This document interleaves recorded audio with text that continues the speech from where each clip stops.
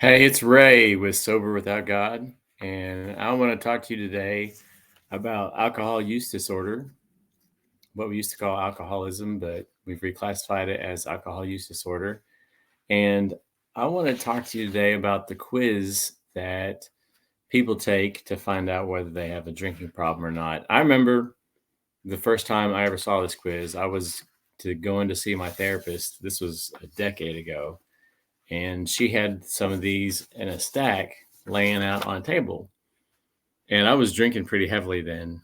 And I remember seeing these and looking at them and going through it question by question and looking at it saying, yeah, I do that, but it's not that bad. And yeah, I do that, but I got it under control. I don't have a problem.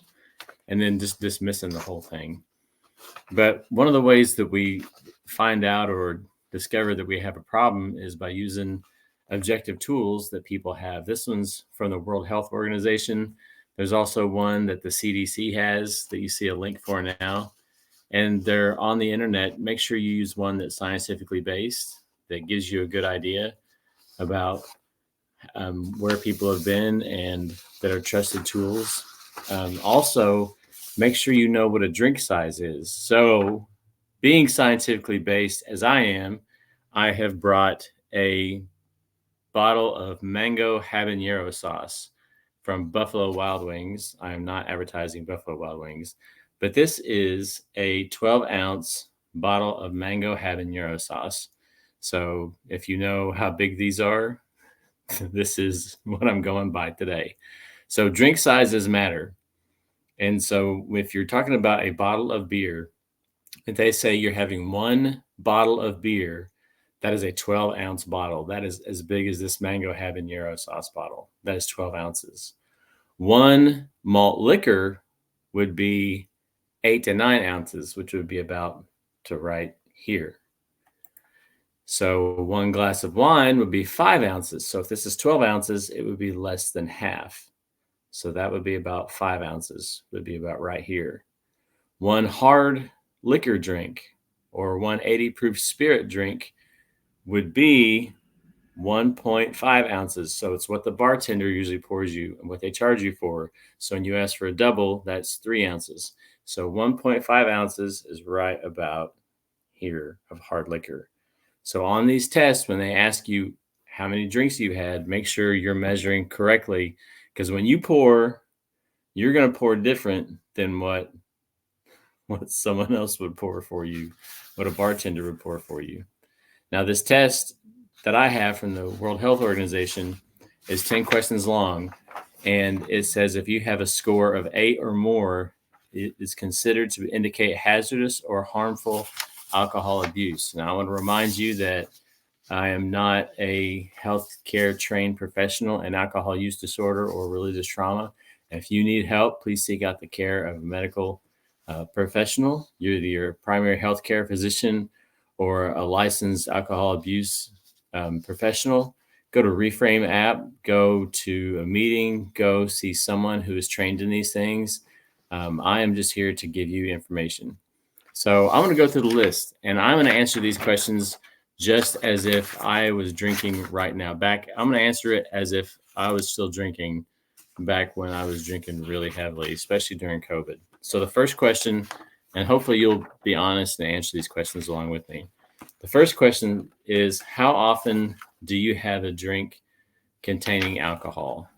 So the first one is 0, never; 1, monthly or less; 2, 2 to 4 times a month; 3, 2 to 3 times a week; or 4, 4 or more times a week. How often do you have a drink containing alcohol? Well, I get a 4 on that one because I had it 4 or more times a week. So you get a point based on how you answer each time. The second question, how many drinks containing alcohol do you have on a typical day when you are drinking? Again, you get a point for depending on how you answer. So on a day, how many drinks of alcohol do you have? So 0, 1 or 2, depending on the size; 1 point for 3 or 4; 2 for 5 or 6; 3 for 7 to 9; or 4 for 10 or more. And I'm ashamed to say I would probably average about 7 to 9. So 3 points for me already.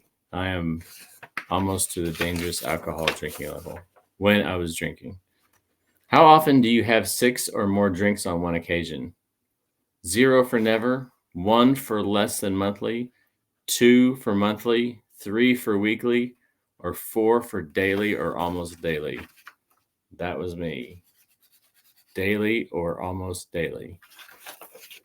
How often during the last year have you found that you were not able to stop drinking once you started?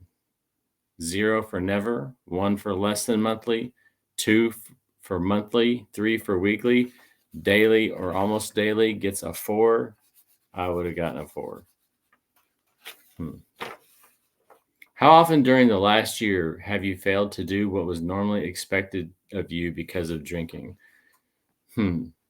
0, never, 1, less than monthly, 2, monthly, 3, weekly, 4, daily, or almost daily. What was expected of me? I drank at night.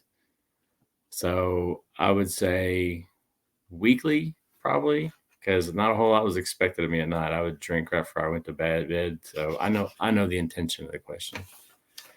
How often during the last year have you needed a first drink in the morning to get yourself going after a heavy drinking session? 0 for never, 1 less than monthly, 2 monthly, 3 for weekly, or 4 for daily or almost daily. Never. I didn't do any daily drinking or morning drinking. I do have that going for me. How often during the last year have you had a feeling of guilt or remorse after drinking? 0, never, 1 less than monthly, 2 monthly, 3 weekly, 4 daily or almost daily. That would be daily or almost daily. All kinds of shame. And I did 2 weeks ago, I have a video about shame and alcohol use. And shame is one of the things that often leads people into alcohol use disorder. So check that video out. I'll leave a link below. How often during the last year have you been unable to remember what happened the night before because of your drinking? 0, never, 1, less than monthly, 2, monthly, 3, weekly, 4, daily or almost daily, weekly. Again, answering these questions when I was at my lowest, which was for a long time. I drank heavily for a very, very long time. Have you or someone else been injured because of your drinking? Oh, if I could count the number of bruises or wounds I opened up in my body because I ran into a door or fell down. So 0 is no. 2 is yes, but not in the last year. 4 or yes during the last year. And if I was taking this during COVID, I would say yes during the last year. That would be a 4. 10, has a relative, friend, doctor, or other healthcare worker been concerned about your drinking or suggested you cut down? 0 for no. 2, but not in the last year. 4 or yes during the last year. I have had it mentioned. One person in particular mentioned it to me. So yes, during the last year. So 10-question test to find out if you have a problem. A score of 8 or over means you definitely have a problem. My grand total is, well, I can't count that high. 12, 16, 22, 24, 5, 6, 7, 20, 29, 30, 31, 33.